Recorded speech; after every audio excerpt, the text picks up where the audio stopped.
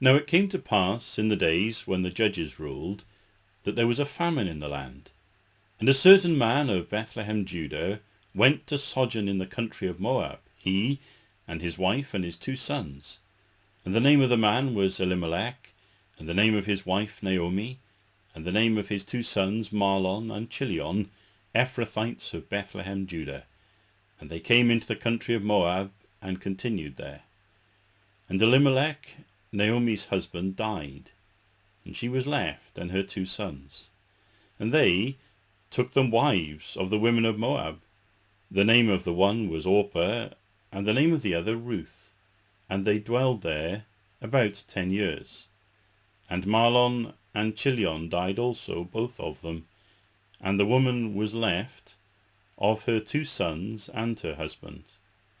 Then she arose with her daughters-in-law, that she might return from the country of Moab.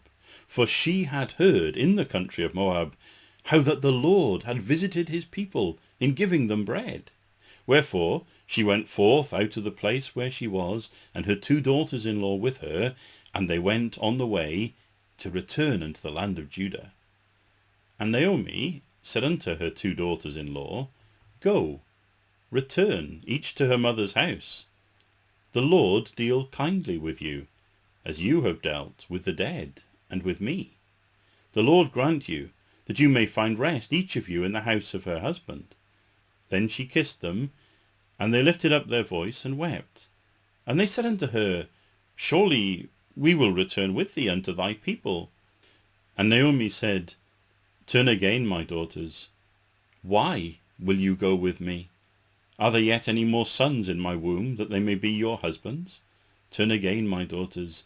Go your way, for I am too old to have an husband. If I should say, I have hope, if I should have an husband also tonight, and should also bear sons, would you tarry for them till they were grown? Would you stay for them from having husbands? Nay, my daughters, for it grieveth me much for your sake, that the hand of the Lord is gone out against me. And they lifted up their voice and wept again.